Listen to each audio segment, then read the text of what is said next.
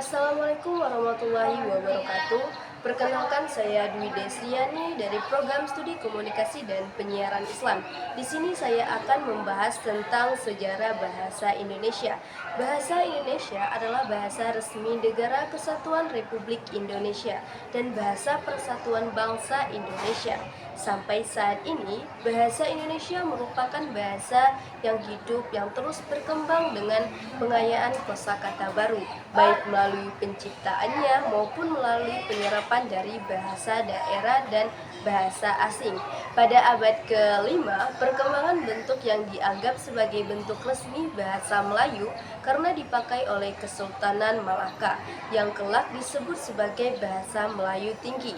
Pada zaman penjajahan Belanda, pada awal abad ke-20, pemerintah kolonial Belanda ingin menggunakan bahasa Melayu untuk mempermudah komunikasi dengan berpatokan pada bahasa Melayu Tinggi yang sudah mempunyai kitab-kitab. Maju pada 16 Juni 1927 dalam sidang Volkat atau Rapat Dewan Rakyat, Jaja Deoto Kadjo pertama kalinya menggunakan bahasa Indonesia dalam pidatonya. Disinilah bahasa Indonesia mulai berkembang. Bahasa Indonesia secara resmi diakui sebagai bahasa persatuan bangsa pada saat Sumpah Pemuda.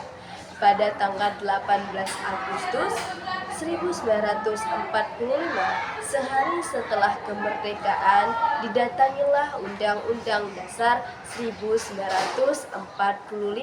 Pada abad itu, pasal 36 ditetapkan secara sah bahwa bahasa Indonesia bahasa negara. Selanjutnya, sehubungan dengan perkembangan ejaan setelah bahasa Melayu ditetapkan menjadi bahasa Indonesia, yakni muncul ejaan Republik, ejaan Pembaruan, ejaan Melindo, ejaan LBK, ejaan yang disempurnakan dengan EBL.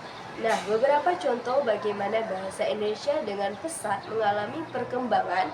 Bahasa Indonesia yang telah dinial oleh kelayakan umum merupakan bahasa Melayu Lipo Pace atau bahasa perhubungan di Nusantara kala itu.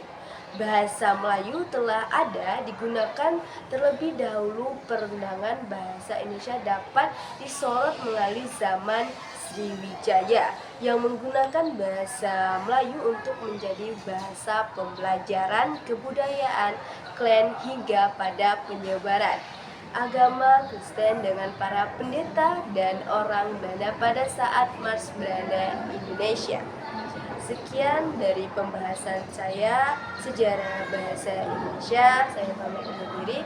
Assalamualaikum warahmatullahi wabarakatuh.